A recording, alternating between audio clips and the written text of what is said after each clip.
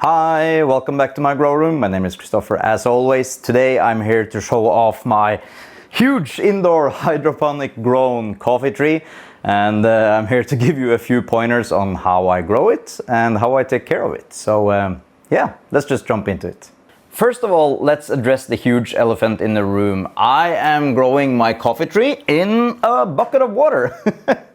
Yes, that's true. I'm growing a hydroponic setup, and it's basically just taking your tree and stick it in the bucket of water, put some nutrients in the mix, and off you go. It's almost that simple. So I'm normally, I would consider myself a soil fanatic, and I want to grow everything in soil. Soil is where the heart is.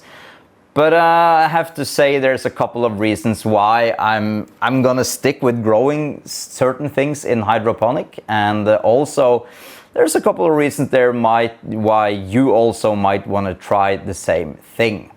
First of all, I have everything set up here. I have my controller up on the wall. It's a small computer that I made myself, and I also have a bucket full of water for refilling. I have an air pump, and I have some hoses and some wires and things going everywhere, but it's kind of okay for my setup. When you're growing a coffee tree, especially a coffee tree indoors, you have to consider that this is a tropical tree, and it really requires you to set the environment for a tropical plant. So what I have temperature control, and I have also a humidity control, so I keep the room at 50% humidity all year long, and also the temperatures, I try to stick around 25 to 28 degrees Celsius all year long. And as you can see, it really enjoys that kind of environment. Now, some would say that growing coffee is really tricky. And in my opinion, that's not the case. I've been growing several coffee trees over the years, and I have also grown them in soil, and I haven't really had any issues with my plants. It seems to me that they are okay with a little less care than other plants, and you can really push their limits, especially when you're growing it in hydro. It's really easy to grow. The only thing that you need to consider when you're growing this in water is to just not make the barrel go bone dry. And as long as you can keep the water a little bit inside, it's gonna grow. It's gonna grow phenomenally. So as you can see, this plant hasn't been given any special care at all. It has just been put in this bucket of water for, I think I had it in soil first, but then I moved it into water. And I think it's been in here for maybe 18 months, 16, 18 months, something like that. And as you can see, the growth is just phenomenal. It is just strange how this is possible indoors. I have to give credit to the grow lights. These are my HLG Scorpion Diablo grow lights that I got from HLG. They were nice enough to send me these lights to test them out, and I really wanted to push the limits of the light and see what's possible. And as you can see, I'm growing a tree. So yeah, I'm gonna show you the panel also, and I'm gonna show close up on my hydroponic setup with all the technical stuff for those who are interested in doing something similar. But yeah, it's just fun and easy. The only care that I have been doing with this tree is that I cut it way down. I chopped it off halfway. It was growing all the way up into my light panels, and it was a little bit tall. Now, when you're growing in a pot like this, it is really simple, or it's really easy for the plant to tip over. It's not that the plant is or the tree is lanky, so it's not falling over and breaking. That's not the issue. The problem is that the net cup that it's in and all the setup with this, it's really loose, so it's easier for the tree to just tip over. So the only thing that I have been doing to support it is just put one simple wire up here and tied it around the stem, and that way it's not falling over this way, because it was growing into the wall and it was just leaning forward, pushing itself forward. So that's the only support that I had to do. But I cut the plant halfway on the stem because it was growing up into the lights, and I was really curious to see what kind of growth I would get back from the tree, because I've been looking online, and people say the strangest things. I'm not sure why people are just coming out with ideas on what to do and what not to do, and stuff like that, and it seems like they haven't tried it. So let me just put it that way. But what I did was I chopped it off. People said not to do it, the coffee tree should just grow. But oh boy, that was the correct choice. I would do that all over again, and I'm probably gonna do it several times, because as you can see, it's pushing the limits once again on the height. So I chopped it off, it branched out into 2 new branches, and it's been taking off from there. So yeah, that's kind of like the only thing that I have done to the tree. I had some issues with some of the leaves in the beginning. They were getting brown. I don't know if I have one. Now they're falling off. Some of them did get brown and fall off, and that was just because it was growing so fast and I had it too close to the grow light in the beginning, and the leaves were just too close and they burned. So that's the reason why the tree, I moved the lights and the tree just continued growing, and then some of the leaves in the lower region just fell off. So I wouldn't say it's hard to grow a coffee tree indoors if that's something you want to try. Now, this is not going to be a full tutorial on how I grow hydroponically. If that's something that you're interested in, please let me know down in the comments, and maybe I could do a separate video on just the hydroponic part of it, more the technical part of growing in water, the way I do it. If that's interesting, just let me know down in the comments. So when I grow this, everybody is always asking me, every single time I do a video on some of my plants, they're asking me what I'm feeding them. And for this plant, it's General Hydroponic Flora series, I think it's called. I get these 5-liter cans, and I go through them. So what I'm feeding is just whatever's here for general fertilization. I don't remember, to be honest. I just splash in whatever I did the last time. Every single time I'm filling my bucket with nutrients, and that is just really simple. I use the same amount for all of these. And in hydroponic, people are always talking about the pH and the whatever measurements are used. I really don't measure anything. I don't measure anything. I just use our well water.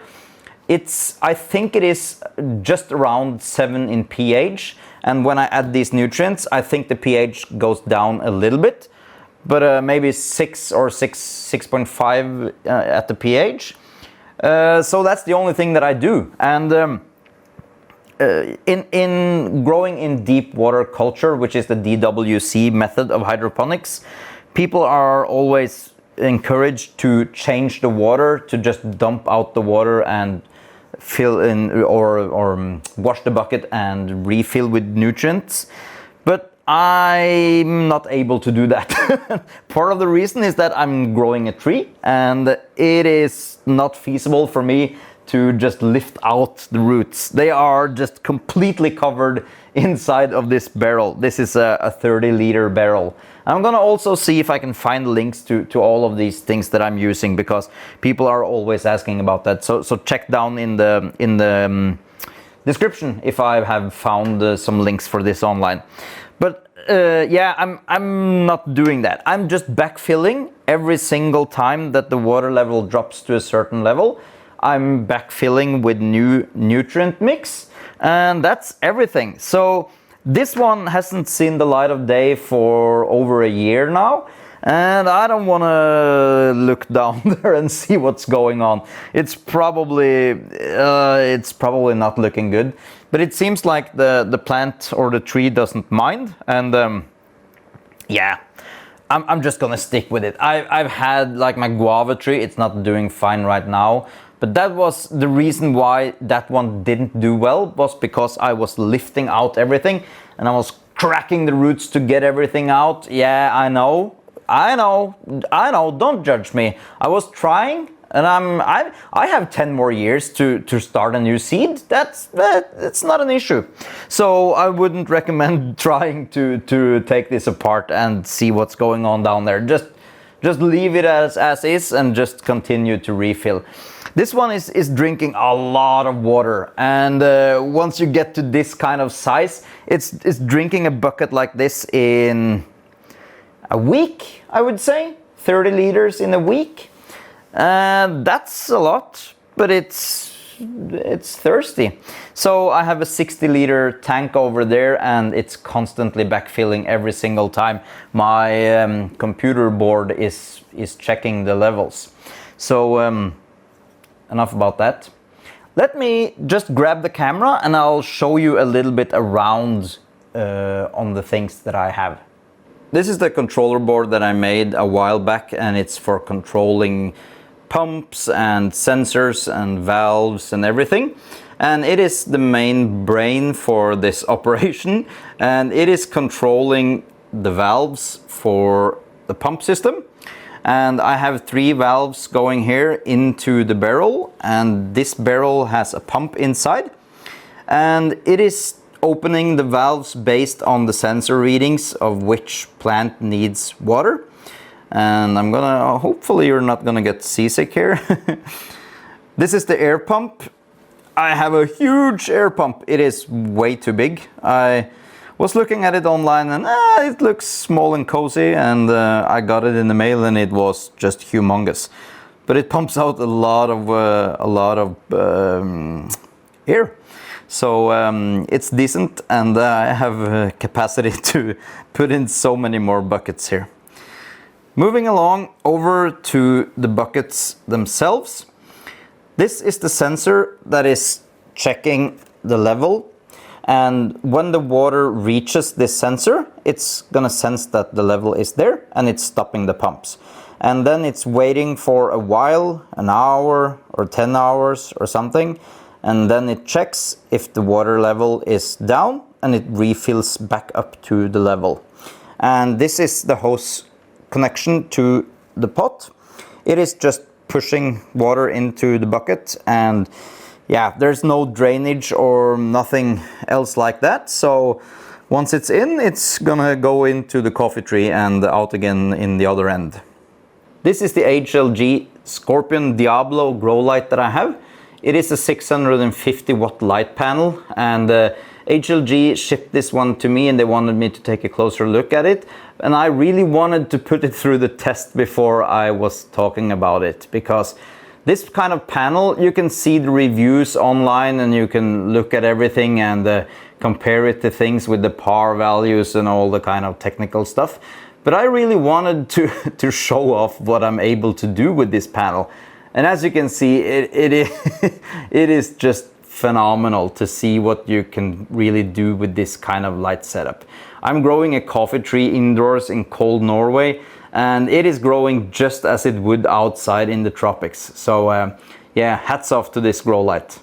Yeah, as you can see, this is a nice way for me to be able to combine my love for electronics with my love for my coffee tree. And that's just the way things are going here. To my last points on this tree, there's one thing that you probably are wondering: how do I get coffee? It's a coffee tree, you should be able to get coffee from it, and sure you can.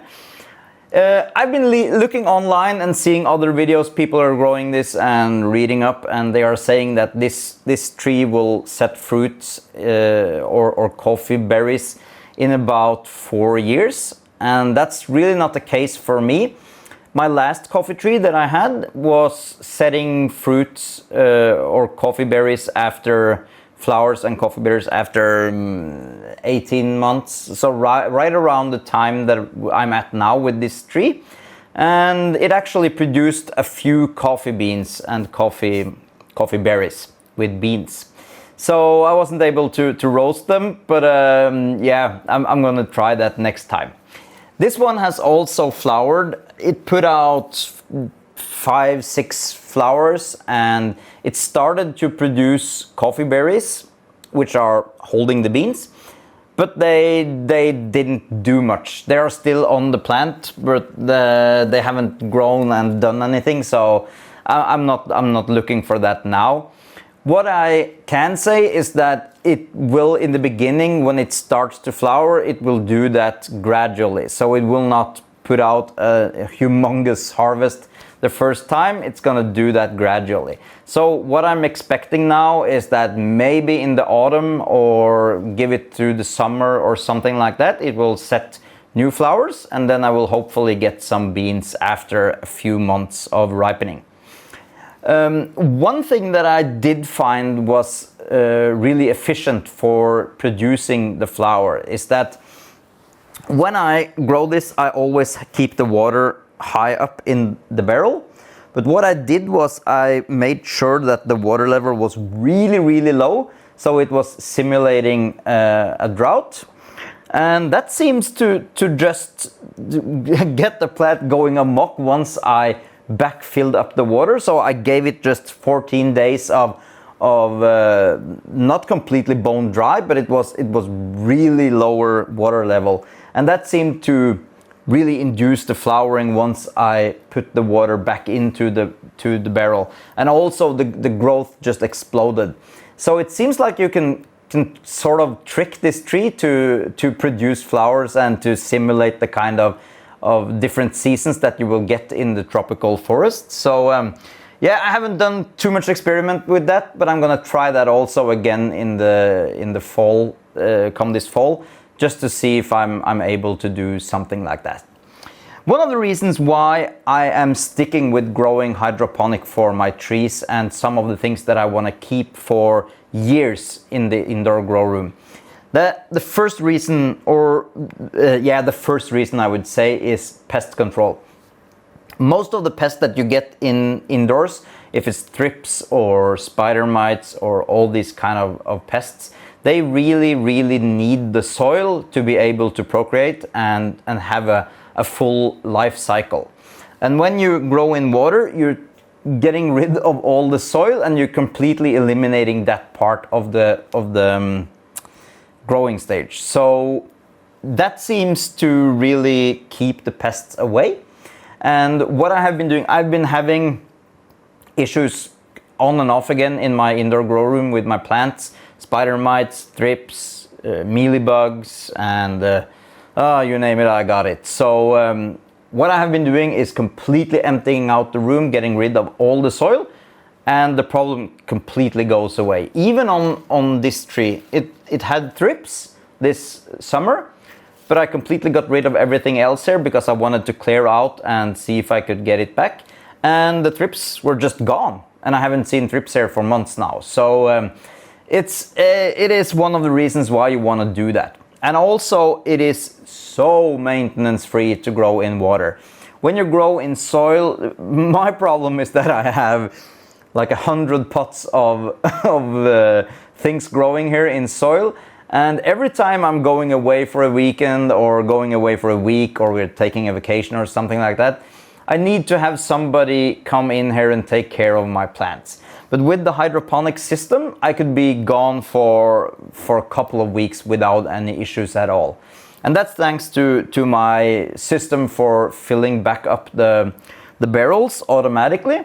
And I just have this set up so I bring water into every single bucket that I really need to be filled up again. So if you want to do something that's low maintenance and really simple, you don't get the issues of overwatering or underwatering or all the regular things that are going on with the soil grown plants that you have in your grow room, just try growing in hydroponics. It is super simple, it is really easy, and the things grow so fast. I don't know how. It's probably the nutrient mix that are just taken off. It's not organic.